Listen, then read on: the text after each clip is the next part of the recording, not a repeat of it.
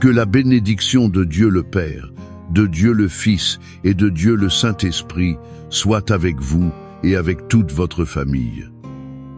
Soyez les bienvenus dans cet espace de foi. C'est un refuge sacré où nous pouvons déposer nos angoisses et nos espérances aux pieds du Seigneur. En ce moment, je vous invite à respirer profondément. Apaisez votre âme et ouvrez votre cœur à la présence du Très-Haut. Imaginez maintenant que l'amour de Dieu descend sur vous comme un manteau. C'est un manteau de paix qui couvre votre esprit, vos émotions et tout votre foyer. Sentez la chaleur de sa présence. Sentez la sécurité de son étreinte. Nous scellons ce moment. Nous scellons votre vie et votre maison du sceau de la protection divine. Nous créons un sanctuaire où seule la lumière, l'amour et la puissance de Dieu peuvent habiter. Ensemble, nous entrons dans ce temps de prière. Nous ne le faisons pas avec peur ou doute.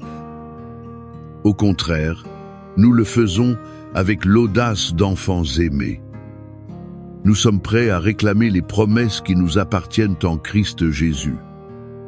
Dans l'unité de foi et de but, nous élevons maintenant notre voix. Nous ne sommes pas de simples mendiants, mais les héritiers de l'Alliance.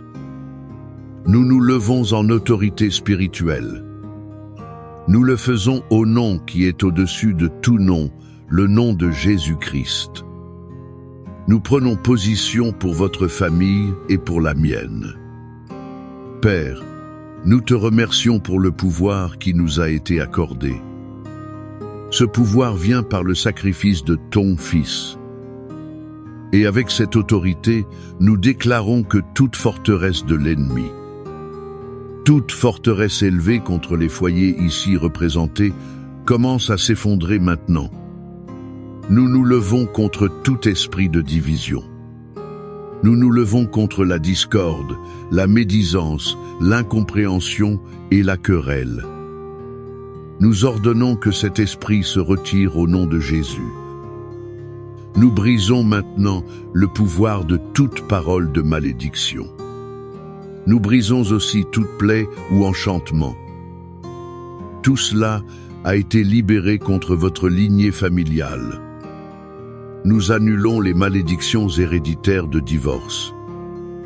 Nous annulons aussi celles de dépendance, de misère et de maladie. Par la puissance du sang de Jésus, nous déclarons: votre histoire familiale est réécrite aujourd'hui. Le passé n'a plus de pouvoir sur votre présent. Il n'en a pas non plus sur votre futur. Nous brisons et défaisons toute flèche maléfique de rébellion. Nous brisons aussi la désobéissance et la confusion. Celles-ci ont été envoyées pour atteindre l'esprit et le cœur de vos enfants. Nous les couvrons du sang de l'agneau. Nous déclarons qu'ils sont la propriété exclusive du Seigneur. Ils sont enseignés par Dieu. Grande sera leur paix. Nous déclarons la victoire de Christ. Elle est sur chaque domaine de votre vie familiale. Là où il y avait des disputes, nous prophétisons la paix. Là où il y avait de la distance, nous libérons la réconciliation. Là où il y avait la maladie, nous réclamons la guérison. Là où il y avait le manque, nous déclarons la provision abondante de Dieu. Ce n'est pas une prière faible. C'est un décret de victoire. C'est une déclaration de guerre contre les ténèbres. Nous connaissons déjà la fin. En Christ, notre famille est plus que victorieuse.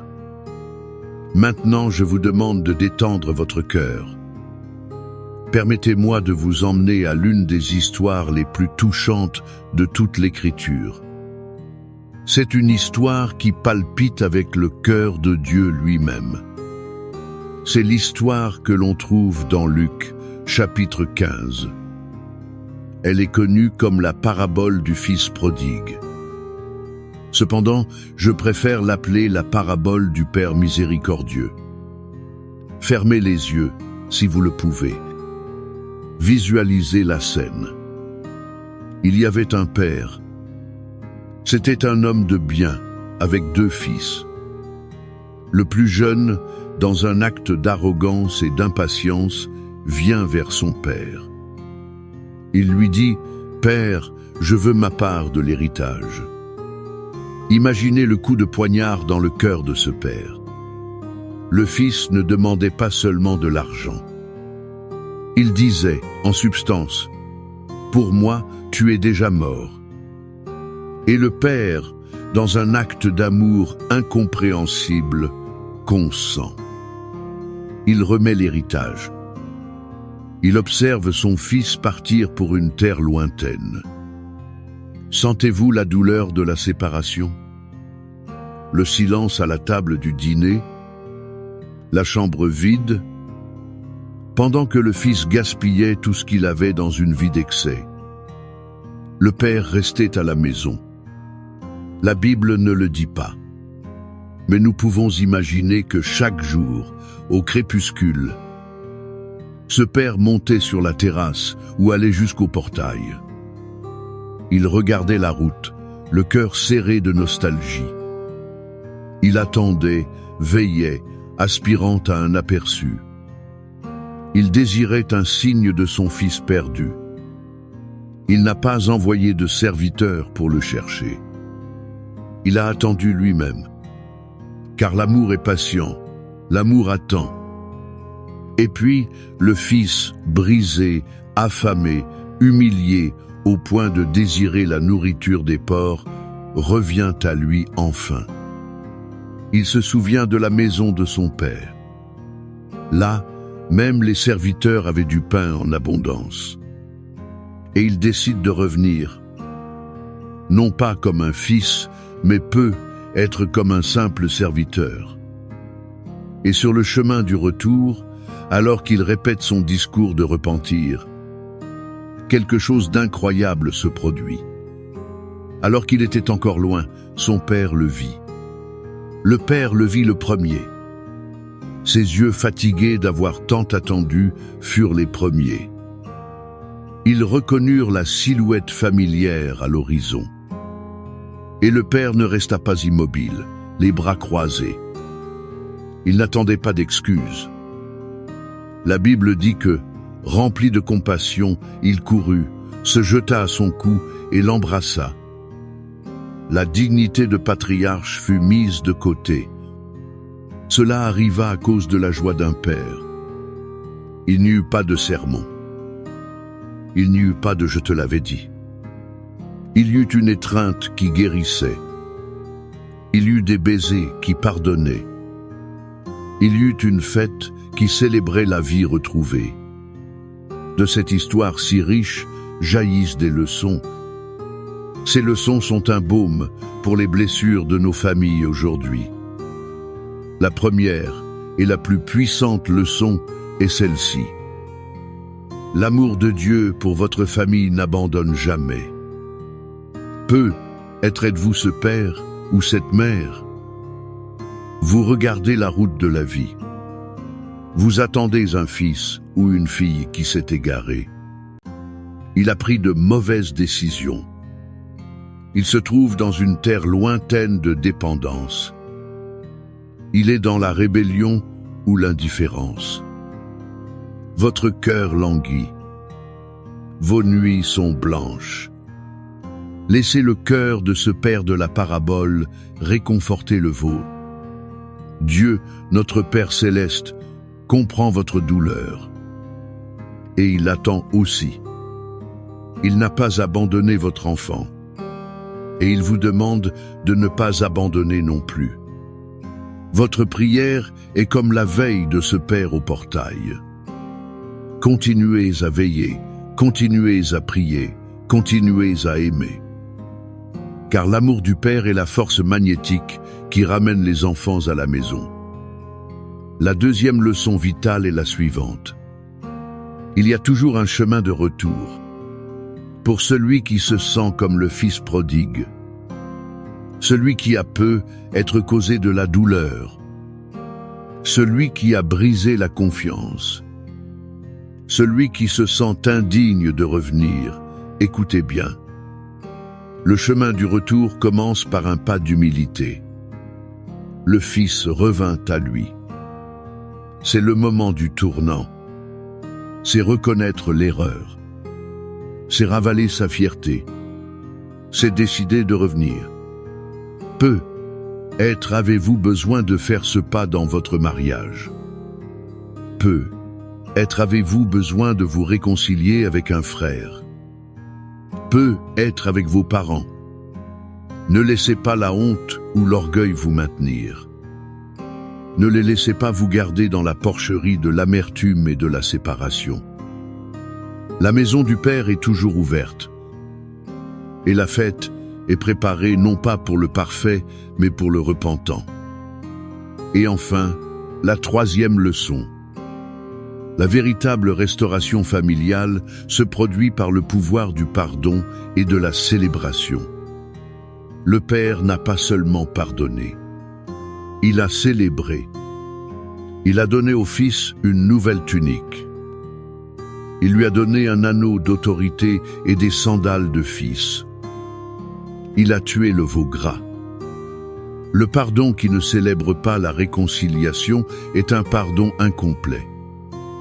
Je vous le demande. Quand un membre de votre famille fait une erreur et revient, quelle a été votre attitude? Est-ce celle du père qui court et embrasse? Ou celle du frère aîné qui reste dehors? Il est rempli de justice propre et de ressentiment. Pour que l'unité soit complète, nous devons apprendre à célébrer le retour. Nous devons fêter la restauration. Nous devons tuer le veau gras de notre orgueil. Nous devons servir un festin de grâce et de miséricorde. En ce moment même, alors que nous méditons sur cet amour restaurateur, je veux que vous compreniez ceci. Ce même Père qui attend les bras ouverts est aussi un Dieu puissant. Il promet protection et soins quotidiens pour votre maison. Tout comme ce Père terrestre aurait certainement protégé son Fils s'il avait été à la maison, notre Père céleste nous a laissé des promesses. Elles sont comme un mur de feu autour de nous. Le psaume 91 Newton est pas seulement un poème. C'est un contrat de protection divine. Il est pour ceux qui font du Seigneur leur habitation. Et le psaume 23 est la garantie. Sous son bâton, rien ne nous manquera. Je vous invite maintenant à fermer vos yeux une fois de plus. N'écoutez pas seulement ces mots. Recevez-les. Appropriez-vous-les comme un héritage pour votre famille. C'est la déclaration de foi du Père sur ses enfants. C'est sa promesse pour vous aujourd'hui. Laissez chaque parole laver votre âme. Elle la lavera de toute peur et anxiété. Respirez profondément.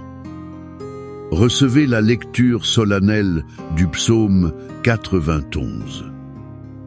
Celui qui habite dans le lieu secret du Très-Haut reposera à l'ombre du Tout-Puissant.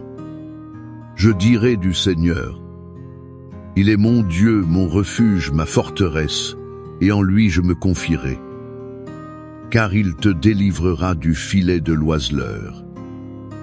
Il te délivrera de la peste pernicieuse.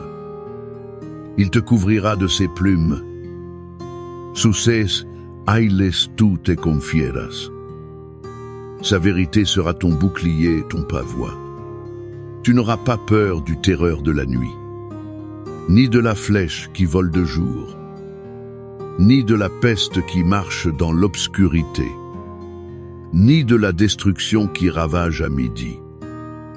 1000 tomberont à ton côté, et 10 000 à ta droite, mais cela n'atteindra pas ta personne. Seulement avec tes yeux tu contempleras. Tu verras la récompense des méchants. Car toi, ô Seigneur, tu es mon refuge. Tu as fait du Très-Haut ta demeure. Aucun mal ne t'arrivera. Aucune plaie n'approchera de ta tente.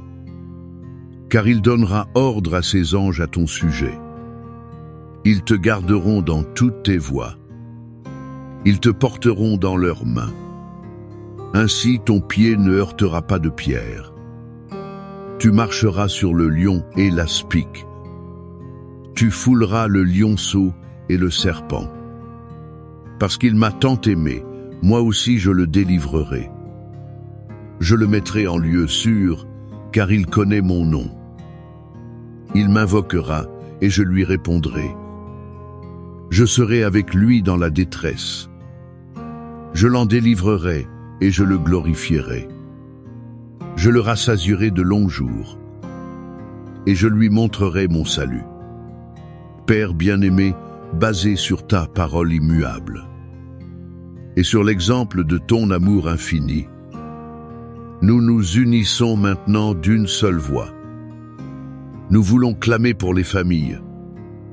Seigneur, tout comme le Père de la parabole attendait avec impatience le retour de son Fils, nous nous tenons maintenant dans la brèche.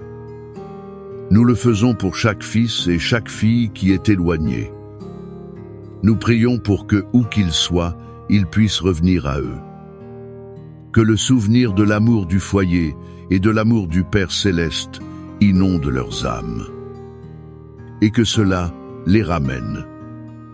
Brise les chaînes de la dépendance, de la mauvaise compagnie. Brise les idéologies erronées et la rébellion. Guide-les vers l'étreinte du pardon, au nom de Jésus. Nous prions pour les mariages blessés. Nous prions pour les conjoints qui se sentent éloignés l'un de l'autre. Ils vivent comme des étrangers sous le même toit. Père, restaure l'alliance. Ramène la tunique d'honneur. Ramène l'anneau d'engagement et les sandales de l'intimité. Verse l'huile de ton esprit sur chaque blessure. Guéris les chagrins, le ressentiment et le manque de pardon. Que la joie de la réconciliation soit la fête célébrée dans ces foyers. Nous réclamons la paix entre parents et enfants. Nous la réclamons entre frères. Là où il y a des murs de silence, qu'ils deviennent des ponts de dialogue. Là où il y a de l'amertume, qu'elle soit remplacée par la douceur du pardon. Nous réprimandons l'esprit du frère aîné. Nous réprimandons l'esprit de critique et de propre justice. Nous demandons des cœurs compatissants comme celui du Père. Et parce que nous savons que le Seigneur est notre berger, comme le dit ton psaume 23. Nous déclarons la fin du manque et de la misère dans chaque foyer. Le Seigneur est le berger de notre maison, et rien ne nous manquera. Ouvre les fenêtres des cieux, Père. Pourvois le pain quotidien. Rembourse les dettes. Multiplie les ressources. Enseigne-nous à être de bons intendants de ta provision. Enfin, nous prions pour la guérison. Guérison pour les corps malades, de la tête à la plante des pieds. Guérison pour les esprits anxieux et déprimés. Guérison pour les émotions blessées par les traumatismes et les déceptions. Que ta vertu guérissante coule maintenant. Qu'elle coule à travers chaque personne qui écoute cette prière. Elle restaurera la santé physique, mentale et spirituelle de toute la famille. Et maintenant, comme un acte de foi prophétique, je vous invite à interagir.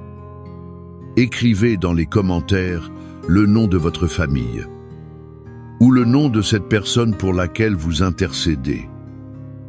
En faisant cela, vous ne tapez pas seulement des mots. Vous déposez votre cause sur l'autel de Dieu. Et nous, en tant que communauté de foi, sommes d'accord. Nous sommes d'accord avec votre prière pour la victoire. Que la grâce de notre Seigneur Jésus-Christ soit sur votre vie. Que l'amour de Dieu le Père et la communion du Saint-Esprit y soient aussi. Non seulement aujourd'hui, mais pour toujours et à jamais.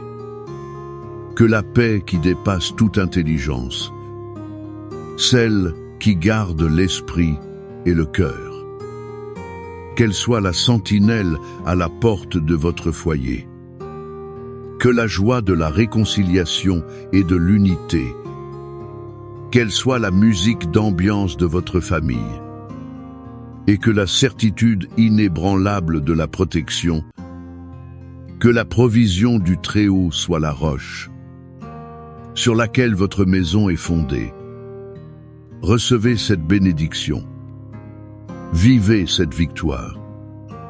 Et sachez que vous et votre famille, vous êtes sous la garde constante du Père. Au nom de Jésus, Amen.